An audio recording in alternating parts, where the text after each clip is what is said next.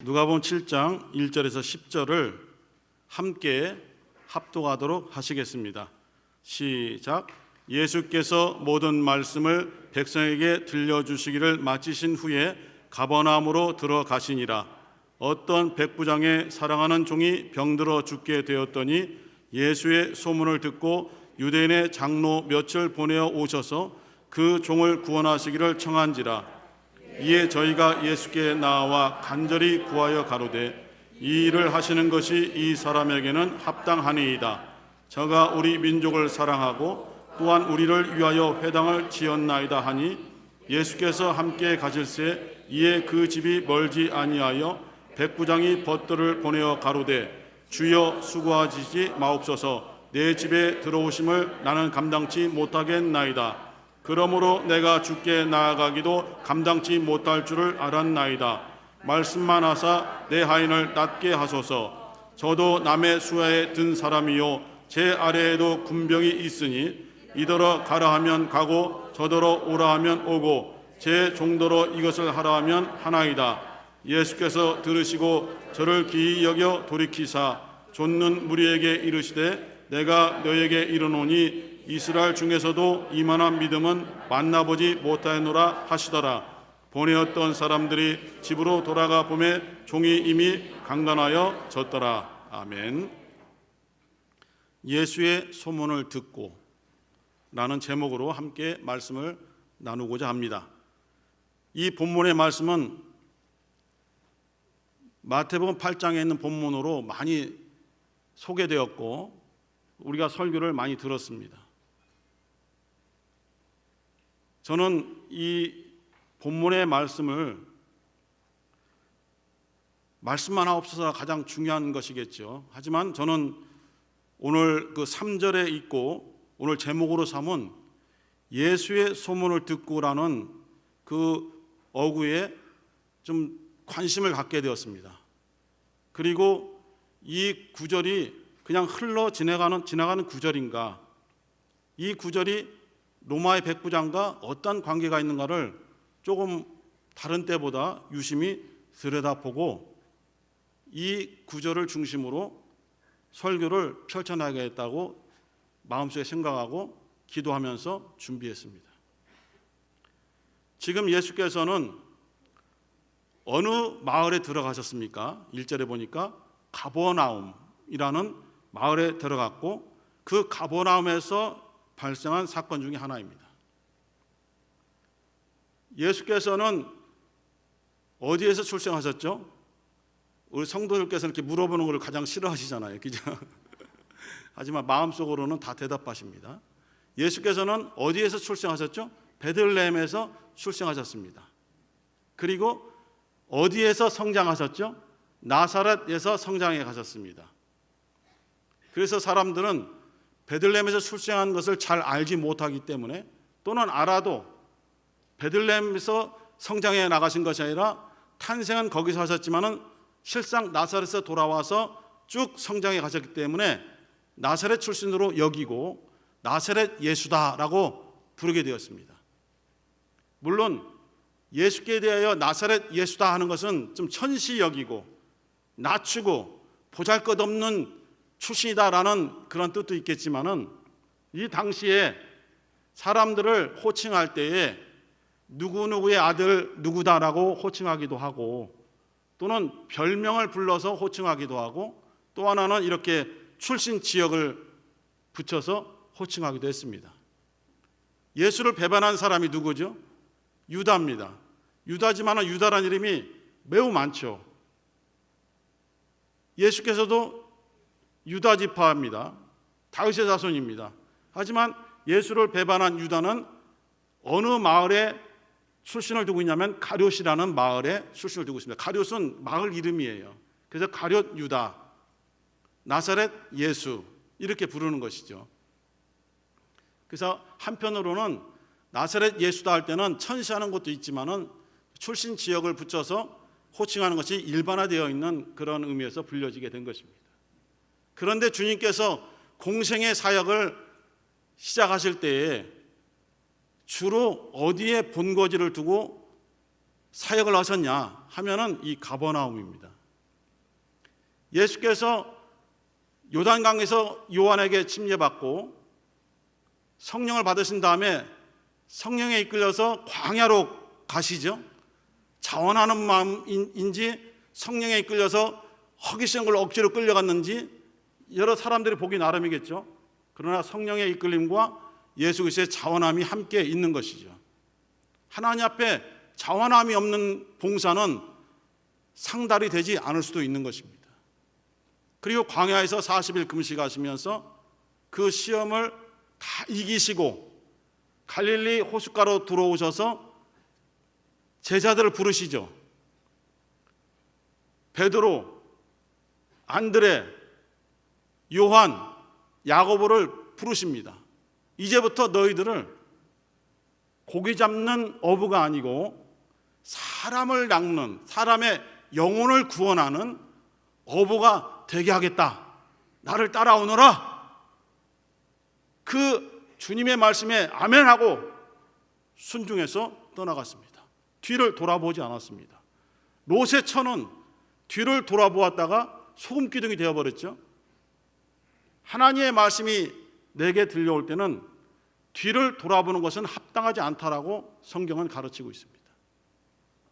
이렇게 베드로, 안드레, 요한, 야고보를 부르신 갈릴리 호숫가, 그 마을이 바로 가버나움입니다. 이 4명의 제자들이 가버나움에서 태어났고 가버나움에서 살고 있었을 때에 주님이 부르신 거예요. 마태복음 4장 13절에 보시면은 예수께서 나사렛에서 옮겨갈 때에 스불룸과 납달리 해변 지경에 있는 가버나움으로 가서 사시니라고 되어 있습니다. 단순히 활동 지역을 가버나움에서 활동한 것이 아니라 이사를 가신 거예요. 나사렛에서 가버나움으로 이사를 가셔서 그곳에 거주하시면서 그곳에서 공생의 시작을 하실 때에 그곳에 살고 있는 제자들을 부르신 거예요. 마태복음을 누가 기록했습니까? 마태죠. 마태가 기록했습니다. 마태는 헬라식 또는 로마식 이름이지 않습니까? 그에게는 유대식 이름이 있어요. 히브리식 이름이 있습니다. 무엇이죠? 레위입니다. 레위. 세리였습니다. 그 레위가 이 가버나움에서 세리를 하고 있었어요. 그러다가 주님이 부르셔서 마태가 자기의 모든 것을 딱 버려두고 뒤를 보지 않고 주님을 따라 이 마태복음을 기록하는 12제자 중에 한 사람이 되었던 것입니다. 그래서 주님의 활동 지역은 많지만은 주로 베들레헴에서 출생하시고 나사렛에서 성장하시고 그리고 어디에서 사역을 중심으로 하셨다고요? 가버나움에서 활동하셨습니다. 이곳에서 많은 역사를 일으키셨어요. 병든 자를 고치시고 말씀을 증거하시고 귀신을 내어 쫓으시고 많은 이적을 행하시니 이러한 일들이 사람의 입을 통해서 알려질 수밖에 없는 겁니다. 그리고 이 가버나움은 상당한 무역이 있었던 곳이고 상업적인 발달이 있었던 곳이기 때문에 굉장히 활성화된 도시예요. 그래서 확실치는 않지만은 주님께서도 나사렛 시골보다는 사람들의 왕래가 많고 무역이 발달하고 상업이 발달한 이곳으로 옮겨와서 활동하지 않았나라고 생각도 할 수가 있습니다. 물론 주님의 뜻은 더 깊겠지만요. 이곳에 로마 군대가 주둔하고 있을 정도면 얼마나 이곳이 발달하고 도적이 많고 또 사람들이 많기 때문에 반란의 위험성도 있지 않았나 싶어서 로마 군대를 이곳에 주둔했던 것 같습니다. 이곳에 바로 로마 백부장이 있는 거예요. 로마 백부장 권세가 있지 않습니까? 장교니까요. 로마 군인의 장교입니다. 로마 군인 한 사람만 해도 유대인들에게는 굉장한 권세를 가지고 있지 않습니까? 대항할 수 없는 갑 중의 갑 아닙니까? 그런데 이 백부장 장교는 그 권세가 말할 수 없이 크죠. 누가 감히 식민지 백성들이 로마 장교에게 대들겠으며 그의 말을 불순종하겠습니까? 있을 수 없는 일이죠. 근데 이 로마 백부장이 있을 수 없는 일을 우리에게 보여준 거예요. 어느 나라나 종이라는 것은, 노예라는 것은 인격적인 대우를 받지 못하지 않습니까? 사람 대접을 받지 못합니다. 로마는 더더구나 말할 것 없지. 죄송합니다. 업지 이혼데 업지까지밖에 안 나왔네.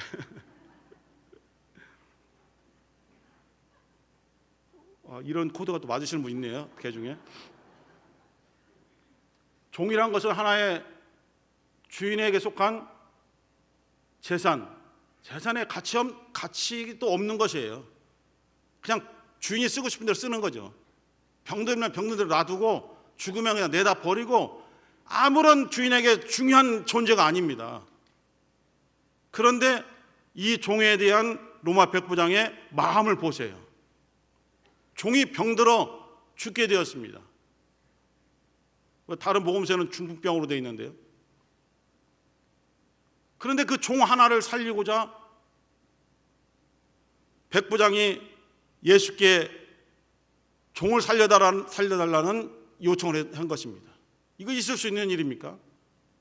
하찮은 종을 위해서 권세 있는 장교가 자기의 자존심을 내려놓고 자기의 모든 걸 내려놓고 지금 요청하고 있지 않습니까? 로마 군인이 어떻게 유대 식민지 백성한테 이거 해 주십시오라고 요청할 수 있습니까? 강제로 하면 되죠. 자존심을 내려놓았습니다. 주님께 나아가는 것은 자기의 자존심을 내려놓아야 됩니다. 자기의 위신, 품위, 자기의 가진 배경 다 내려놓으셔야 됩니다. 내가 이만한 배경입니다. 나는 이러한 공로가 있어요. 주님이 이 정도는 해줘야 되는 것이 마땅하지 않습니까? 라고 생각하는 마음이 있다면 그걸 내려놓으셔야 되죠. 내려놓으셔야 됩니다. 구약에 어떤 장군이 떠오르지 않습니까? 물속에 7번 들어갔던 장군, 나만 장군이지 않습니까? 아람 군대에 정말 권세 있는 장군이지 않습니까? 그런데 그 병을 고치려고, 몸에 있는 나병을 고치려고 아무리 몸부림을 쳐도 자기 나라에는, 아니 자기 나라뿐만 아니라 이 당시엔 불치병이니까요. 아무리 의사를 불러대고 약을 먹고 어떠한 치료를 해도 낫지 않지 않습니까? 그런데 이스라엘에서 잡혀온 조그마한 소녀, 종이 이스라엘에 가면은 선지자가 있어서 혹시 장군님의 병을 고칠 수도 있겠습니다 라고 조언을 했을 때에 가지 않습니까? 휘황찬란하게 혼자 가는 것이 아니라 군대를 이끌고 갑옷을 입고 자기의 권세를 다 드러내, 이렇게 왔으니 빨리 내려와서 무릎 꿇고 어쩐 일로 오셨냐면서 조아리면서 높이면서 어떠한 부탁이든지 들어주겠다라는 태도를 원했는데, 선지자가 자기 얼굴도 보이지 아니하고 종을 보내서 요단 강물에 7번이나 들어갔다 나오라고 하니 이런 저런 순창, 고추장, 된장을 찾으면서 되돌아가고 싶지 않았겠습니까? 그러나 어떠한 부하가 장군에게 말하기를 이것보다 더 어려운 것을 시켰더라도 장군님께서 병을 낫기 위해서는 해야 되지 않습니까? 여러분 병원에 가면은 의사한테 대항하는 사람들이 가끔 있긴 있어요. 가끔 가다가. 그러나 대개는 의사들이 처방해 주면은 그냥 그것을 따라서 그대로 약을 먹고 치료를 받고 모든 과정을 우리가 겪지 않습니까? 그렇게 해야만 낫을 것으로 믿고 그렇게 하지 않습니까? 나만이 자기의 것을 다 내려놓았을 때에, 자기의 부끄러움을 다 공개했을 때에 그때 비로소 나음을 얻었습니다. 우리의 모든 것을 하나님 앞에서는 벗어야 됩니다. 우리는 누구나 다 속에 부끄러움이 있어요. 남에게 보여서는 안 되는 정말 수치심이 있고 정말 부끄러운 부분들이 있어요. 심지어 가족에게까지, 남편과 아내에게까지, 부모님에게, 자녀에게도 보이고 싶지 않은 그것이 있어요. 그런데 그것일지라도 우리 하나님 앞에는 내놓아야 되는 것입니다. 감춰서는 안 되는 거예요. 하나님 다 아시잖아요. 내가 감춰도 다 아시잖아요. 왜 그것을 꼭 입으로 말하게 만들어요? 왜 그것을 꼭 고백시켜요? 이렇게 생각해서는 안 되는 거예요. 그냥 정직하게 어린아이처럼 솔직하게 그냥 부끄러운 것도 말하는 겁니다. 기도 어떤 게 잘하는 겁니까? 미사여구 안 써도 되고 논리적이지 않아도 괜찮은 거예요. 하나님, 저 이것이 부끄러워요. 하지만 하나님께 이것을 그대로 고백할게요. 저는 이러이러한 점이 못돼 먹었어요. 이러이러한 점이 정말 수치스러워요. 그러나 하나님께는 그대로 고백합니다. 이것을 해결해 주실 분은 하나님밖에 없기 때문입니다. 라고 그러한 고백하는 마음으로 기도했을 때에 하나님이 들어주시겠어요? 안 들어주시겠어요? 들어주십니다.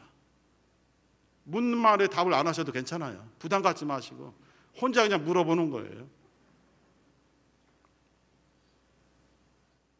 이렇게 자기의 것을 내려놓았을 때에 백부장은 예수께 간절함을 보일 수 있었어요. 이게 간절함이에요. 자기의 종을, 자기 자신이 아닌 자기의 연약한 조그만 가치 없는 종을 위해서 자기를 내려놓고 자기를 무릎 꿇고 자기를 숙이면서 내 종을 좀 고쳐달라는 마음이, 간절함이 없으면 나올 수 없는 겁니다. 하나님 앞에 하는 기도는 이 간절함이에요. 쥐야 소리 지르는 간절함이 아니라 막 진동문자 받은 것처럼 흔드는 게 간절함이 아니라 솔직한 마음으로, 깨끗한 마음으로 그렇게 말하는 것이 간절함이에요. 주님은 우리가 말하는 소리에 현혹되질 않으세요. 우리가 서론, 본론, 결론으로 고백하는 것을 거기에 현혹되지 않으세요. 주님은 기도의 심사위원이 아니세요. 그냥 정직하게 말하면 되는 거예요. 정직하게 말하면 되는 거예요. 이 간절함, 누가복음 18장에 보니까 그 간절함에 대한 하나의 예화가 나와 있어요. 주님께서 말씀해 주셨거든요. 불의한 재판관과 가난한 과부의 이야기가 그 기도에 대한 간절함으로 나와 있어요. 주님께서 그 예화를 통해서 우리에게 주고자 했던 것은 무엇인가?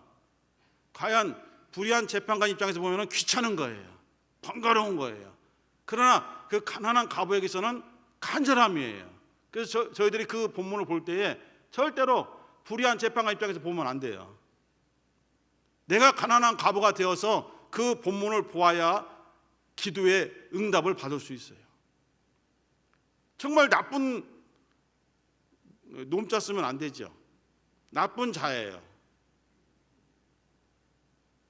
정말 나쁜 사람입니다. 그 재판관은 악해요. 돈을 많이 주면은 좋은 판결 해주고 돈을 안 주면은 나쁜 판결해서 백성들을 힘들게 하는 그런 나쁜 사람이에요. 그래 불의한 재판관이에요. 그런데 가난한 과부가 그 나쁜 재판관에 와서 자기의 억울함을 해결해 달라고 계속 고백합니다. 무시하죠. 부자 과부가 왔으면 또 몰라요.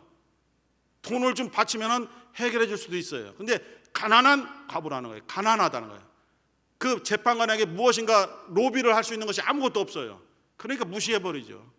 뭐라고 떠들든 말든 관계없어. 내보내, 문 닫아, 이렇게 하죠. 그런데 그 다음 날도 계속해서 과부가 오는 거예요. 옛날에 아주 오래된 얘기인데 아더매치라고 아세요? 아더매치? 안 입고 더럽고 메스껍고 치사하지만 아담의 치. 70년대 개그예요. 80년대. 그 이후에 태어난 사람들은 잘 몰라요.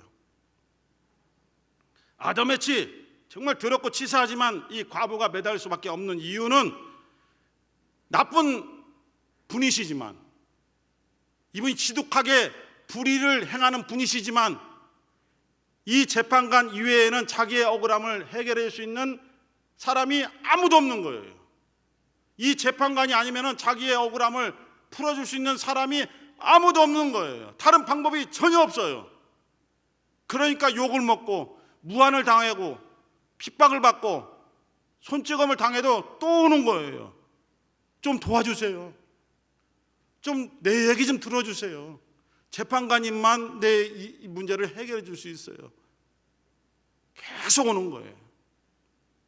그래서 재판관이 아유, 센 여자 만났다. 아우, 귀찮아. 아우, 저 얼굴 안 봤으면 좋겠어. 빨리 해결해줘라 하고 밑에 지시를 내려서 해결했었어요. 그 재판관은 귀찮고 더럽고 돈 없고 아무것도 아닌 존재이지만은 가난한 과부는 그 방법만이 간절함이었어요. 그 간절함으로 나와서 그 듣는 대상이 불의한 사람이었지만은 그래도 계속 고백할 수밖에 없었어요. 이 간절함이 기도를 상달시키는 것입니다. 할렐루야. 옆에 사람 괴롭히라는 것이 아닙니다. 또 잘못 알아듣고 계속 목사님, 전사님 괴롭히고 밤에 전화하고, 그 스토커입니다. 간절함하고 스토커하고는 다른 거예요. 간절함으로 백부장이 주님께 나아갔기 때문에 백부장의 종이 치료를 받은 거예요. 소경 바디메오를 한번 말씀드리겠습니다. 태어날 때부터 앞이 안 보여요. 이 당시 할 수 있는 일이 없어요. 그래서 누가 눈이 보이는 사람이 그 소경을 손을 붙잡고 데려가서 사람 많은 곳에 앉혀놔서 너 여기서 돈을 좀 달라고 지나간 사람들에게 외쳐라, 구걸해라. 이 방법밖에 없는 거예요. 바디메오는 모르죠. 가서 계속 한 푼만 주옵시오, 한 푼만 주옵시오. 작년에 왔던 그걸 하면 안 돼. 작년에 왔던 죽지도 않고 또 왔네. 안 하려고 했는데 나와버렸어요. 그런데 이 바디메오가 사람들이 왕래가 많기 때문에 그곳에서 사람들이 하는 소리를 항상 귀담아 들어요. 별의별 소리를 다 들어요. 근데 그 중에 예수에 대한 소문을 듣게 된 거예요. 예수에 대한 모든 소식들을 들었어요. 한 번만 예수님을 만날 수 있다면, 한 번만 예수님께 내 이 어려움을 이야기할 수 있다면, 이런 기회가 주어진다면 얼마나 좋을까라는 것을 소망을 가졌어요. 이루어질 수도 없는데 그 소망을 가졌어요. 소망이 쌓이고 소망이 쌓이다 보면 그것이 간절함이 되었어요. 그런데 어느 날 그렇게 바라보고 기대하고 소망했던 예수께서 자기 앞을 지나가시는 거예요. 이 기회를 놓치면 어떻게 됩니까? 다시는 주님께 나아갈 수 있는 기회를 얻을 수 없는 거예요. 소리쳤어요. 사람들은 나사렛 예수다라고 말했어요. 그런데 이 바디메오는 나사렛 예수시여라고 고백한 것이 아니라 그분은 하나님께서 보내신 메시아야 하면서 다윗의 자손 예수여. 다른 사람들은 나사렛 예수다. 아니야, 나에게는 다윗의 자손 예수여, 나를 불쌍히 여기소서. 조용히 해. 선생님 지금 말씀 가르치고 많은 사람 돌보시잖아. 조용히 해. 조용히 할 수가 없어요. 이 기회를 놓치게 되면 자기는 더 이상 이 자기의 어둠의 감옥에서 나올 수가 없어요. 외칩니다. 소리 지른 것이 아니에요. 다윗의 자손 예수야라고 소리 지른 것으로 사람들에게 들리지만은 이 바디메오는 소리 지른 것이 아니에요. 간절함을 호소한 거예요. 자기의 모든 것을 간절함을 막 끄집어내서 주님께 들리도록 한 거예요. 그 간절함이 주님의 발걸음을 멈춘 거예요. 소리가 멈춘 것이 아니에요. 간절함이 멈춘 거예요.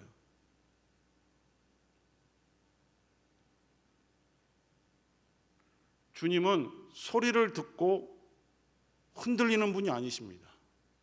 눈으로 보고 흔들리지 않습니다.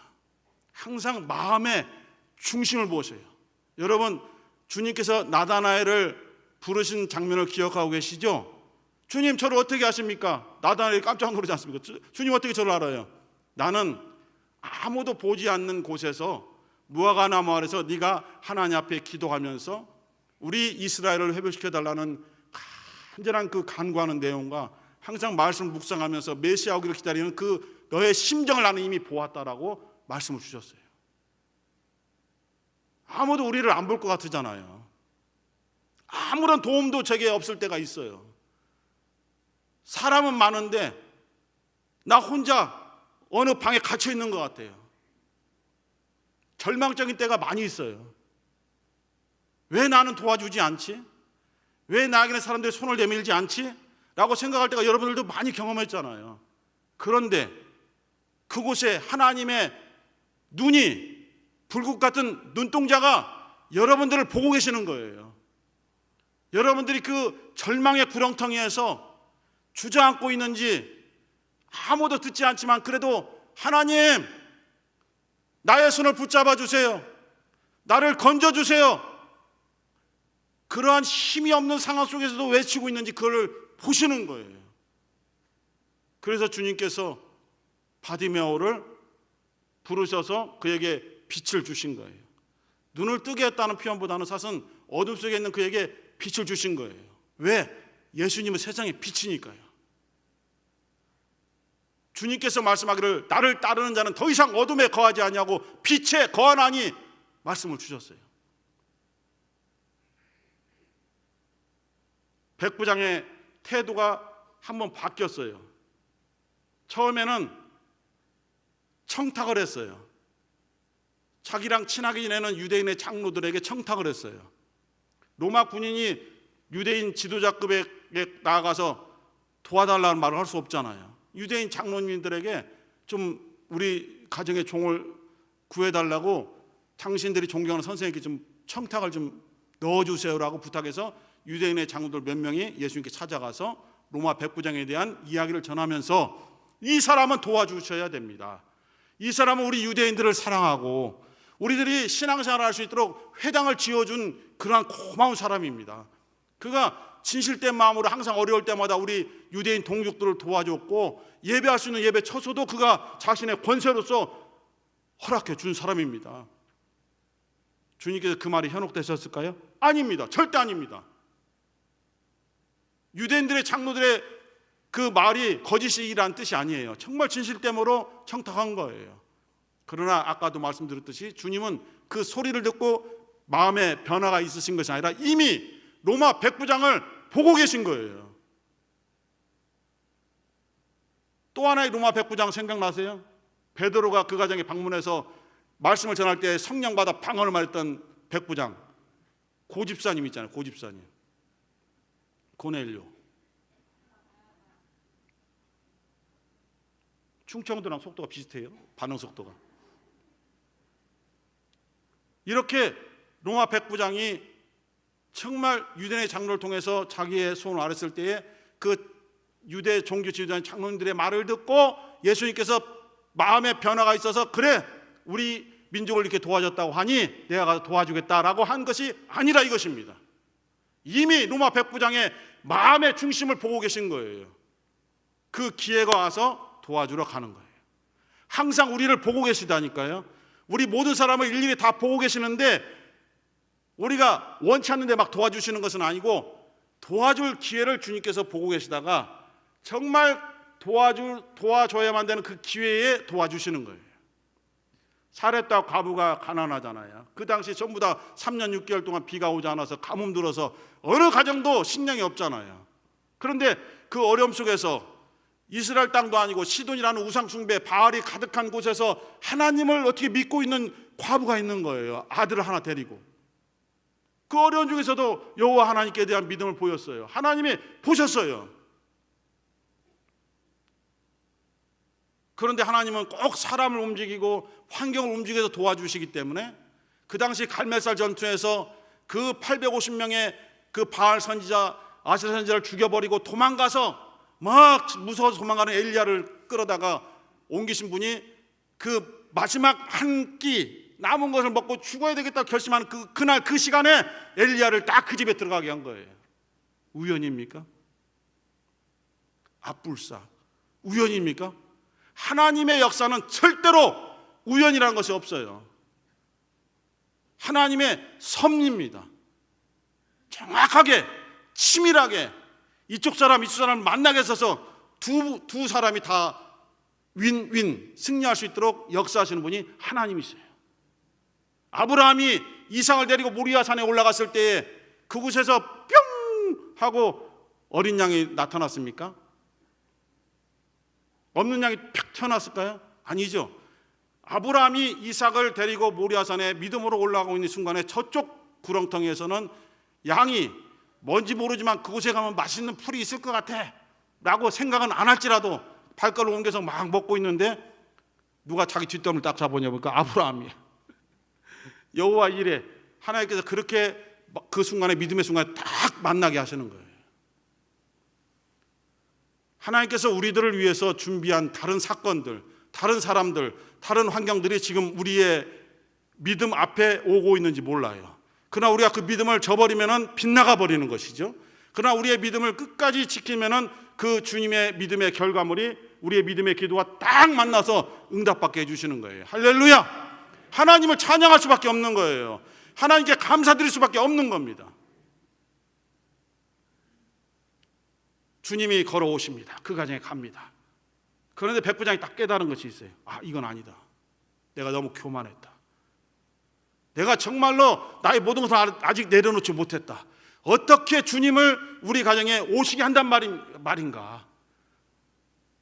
내가 군대의 장교인데 내 부하들에게 우로 가라 하면 우로 가고 좌로 가라 하면 좌로 가고 이것을 하라면 이것을 하는 것을 내가 뻔히 알고 있는데 그런 명령과 권세를 가지신 분이 예수님인데 그분을 내가 오라 가라 하다니 내가 주님 앞에 낮아지지 않은 것이다. 내가 주님을 부려먹은 것이다. 그런 생각으로 다시 사람들 보내서 주님 멈추세요. 주님께서 우리 가정에 오는 것을 받아들일 수 없고 또한 내가 천하기 때문에 나도 주님께 나아가는 것이 감당할 수 없는 문제입니다. 주님 말씀만 해주세요.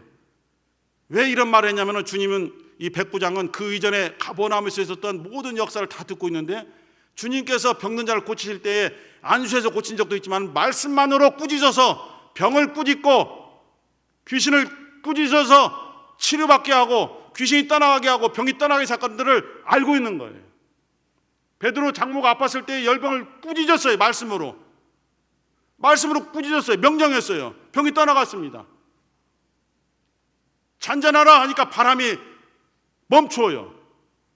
이런 말씀으로 명하셔서 모든 것을 이루시는 주님을 내가 오라가라 한다니 아 이거 아니구나. 주님 말씀만 해주세요 하면서 태도가 확 바뀌었어요. 더 겸손해지고 더 낮아진 거예요. 우리가 주님을 만났어도 우리가 낮아진 상태에서 주님을 만나지만은 더 낮아져야 되는 거죠. 더 낮아져야 되는 거예요. 주님께서 놀랐어요. 깜짝 서프라이즈 깜짝 놀랐어요. 아니 그동안 수천 년 동안 하나님의 인도를 받고 양육을 받고 하나님의 선택된 백성으로서 출애굽하고 광야에서 연단받고 불기둥 구름기둥 인도를 받고 율법을 받아서 양육받았던 이스라엘 백성들, 하나님을 가장 잘 알고 하나님을 가장 잘 섬긴다는 이스라엘 백성들조차도 이런 믿음이 없다. 이스라엘 중에서 이런 백부장과 같은 믿음을 가진 사람은 나는 본 적이 없다. 정말 놀라운 믿음이다라고 칭찬하면서 이곳에는 나타나 있지 않지만 마태복음 8장에서는 너의 믿음대로 될지어다 명령하셨어요. 말씀하셨어요. 그 말씀이 백부장의 가정의 종에게 임해서 완전하게 치료받았어요. 우리에게 이러한 믿음이 필요한 거예요. 자기를 낮추고 주님의 말씀을 높여드리면서 주님의 말씀은 무조건 이루어진다라는 맹목적일 수도 있는 그런 믿음이 필요한 거예요. 백부장이 어떻게 예수를 알게 됐는가? 오늘 읽은 본문의 3절에 예수의 소문을 듣고, 오늘 제목 예수의 소문을 들었어요. 그냥 우리가 알고 있는 그런 소문이 아니에요. 예수에 대한 소식을 듣고 믿은 거예요. 한 번도 본 적이 없지만은 그런 역사를 하신다는 주님을 믿은 거예요. 로마서 10장 17절에 믿음은 어디에서 나죠? 들음에서 나는 거예요. 들어서 믿는 거예요. 그 들음은 예수에 대한 것이어야 돼요. 그리스도의 말씀으로 말미암느니라. 믿음은 들음에서 나고 들음은 그리스도의 말씀으로 말미암느니라. 예수에 대한 것을 들어야 돼요. 그것이 믿음이 되는 거예요. 여리고성 기생 라합이라는 여인이 있습니다. 여호수아가 보낸 2명의 정탐꾼들을 숨겨진 사실을 우리가 알고 있습니다. 왜 숨겨졌을까요? 목숨이 아까워서? 아니죠. 그 여인이 고백합니다. 나뿐만 아니라 여리고성 사람들이 너희들이 믿는 이스라엘 하나님, 너희들의 하나님 여호와가 하신 일을 다 들었다. 홍해를 마르게 하고 아모리 사람의 왕 시온과 옥을 멸하고 전멸시키고 너희들을 이곳까지 이끌어 주신 것을 우리는 다 들어서 알고 있다. 나는 그 소문을 듣고 여호와 하나님을 믿게 되었다. 너희들의 하나님은 여호와인즉 상천하지의 하나님뿐이시라. 너희들의 신만이 유일신이다. 우리가 믿는 신들은 우상이어서 이스라엘 하나님만이 살아있는 신이야 라고 고백하는 장면이 여호수아 2장 10절 11절에 나옵니다. 그 소문을 듣고 믿은 거예요. 도마 아시죠? 싱크대 생각하지 마세요. 도마 아시죠? 예수께서 부활하셨을 때에 제자들이 다 목격하고 그날 참석하지 못한 도마에게 예수의 부활을 가르쳐 줬어요. 들은 소식을 전했어요. 안 믿어? 나는 안 믿어. 이런 사람 많죠. 내 눈으로 봐야 믿어. 내 손가락으로 주님의 못자국 있는 곳을 넣어봐야 믿어. 옆구리 창짝을 내가 넣어봐야 믿어. 그게 도마예요. 주님께서 나중에 나타나셨어요. 도마가 너무 놀랐어요. 나의 주님, 나의 하나님이십니다. 이제 믿습니다. 예수께서 뭐라 말씀하십니까? 네가 나를 본고로 믿느냐? 보지 못하고 믿는 자들이 복이 있도다. 보지 못하고 믿는 자들이 뭡니까? 예수의 소문을 듣고 믿은 자들이에요. 예수에 대한 소식을 듣고 믿은 자들이에요. 안 봤어도. 우리는 어떻게 믿었어요? 예수에 대한 소문, 복음의 소문을 듣고 믿은 자들이에요. 그래서 우리는 예수에 대한 소문을 반드시 전파해야 돼요. 예수에 대한 우리가 가졌던 체험을 반드시 소문내야 돼요. 예수께 가르쳐주신 진리의 말씀을 반드시 소문내야 돼요. 그래야만 듣고 믿는 자들이 생기는 거예요. 힘들고 어렵지만은 우리는 예수의 소문을 더 확실히 내기 위해서 개혁하고 있는 거예요. 예수의 소문을 내지 않으면은 사람의 냄새밖에 나지 않는 거예요. 우리 사랑하는 성도들에게 예수의 소문이 우리를 변화시켰던 것처럼 여러분들의 입술에 예수의 소문을 통해서 많은 사람들이 구원받기를 원하고 여러분들을 통해서 정말 낮아지는 자세가 무엇인가가 더 드러나기를 원하고 여러분들을 통해서 향기롭고 아름다운 생명의 향기, 그리스도의 향기가 풍성하게 나서 여러분을 통해서 이웃이 변화되고 가정이 변화되고 많은 사람들에게 생명의 복음이 증거되기를 우리 주님 예수의 이름으로 축원합니다. 함께 기도하시겠습니다. 예수의 소문, 백부장의 믿음, 더욱더 낮아짐, 이런 여러 가지 주제들이 있었는데 우리가 받은 바 은혜를 시인하고 하나님 앞에 더 낮아지게 해달라고, 예수 소문을 내게 해달라고 주여 한번 부르시고 기도하겠습니다. 주여!